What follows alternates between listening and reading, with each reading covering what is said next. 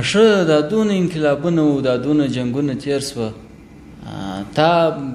ولې په شي کې برخه نه واخیسته نه دې د روس سره جهاد وکړي او نه دې د امریکایانو سره جهاد وکړي ولې لامل یې څه و دا خو ماته یو بل زما ملګری و مولوي صاحب نو دا خبره هغه هم راته وکړل ته دا جهاد ته نه ځې ما زه شرمېږم نو زه شرمېدلم څنګه شرم پوه نه سوم ګوره مولوي صاحب ته مې هم دغه خبر وکړ ما زه شرمېدلم ما تس به یا ما بیاس یا نه بیاس مه پرېښولم خو ښه تر ښه که مه بوتلم په دې کې دوې خبرې هغه څنګه نو هلته به یا ما هلتس ما پر اتاق پرېږدئ یا به مې جنګ ته درسره بیاسي که مې پر اتاق پرېښولم خو ښه تر ښه که مې جنګ ته بوتلم دې کې بیا دوې خبرې دي که هلته زه ټپي سولم خو ښه تر ښه او که شهید سولم په دې کې بیا دوې خبرې دي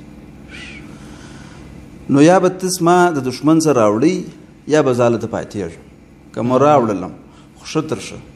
که هلته ورپاته سولم په دې کې بیا دوې خبرې دي نو دی خو به یا ما غورځوي یا به مې ښخوي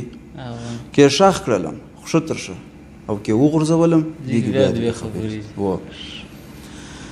نو خو زما جسد به یا بوی کوي خرابېږي به یا به ثابته پر خپل حال پاتېږي که خراب سو خو ښه تر ښه او که ښه بوی یې وکړي یا مثلا د شهید رقم پاته سو په دې کې بیا دوې خبرې نو مال مولوي صاحب تا ته خدا ظالمان معلومیږي نو دی به زما څخه یا به روغن راسه جوړي یا به صابون راسه جوړي که روغن راسه جوړ کړه خو ښه تر ښه او که صابون راسه جوړ کړي په دې کې بیا دوې خبرې نو په ما به یا نارینه لمبېږي یا ښځینه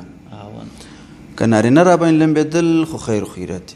او که ښځینه را باندې لمبېدل مولوي صاحب زه چې همدا پزه مې د شرمه غوټه پرې سوله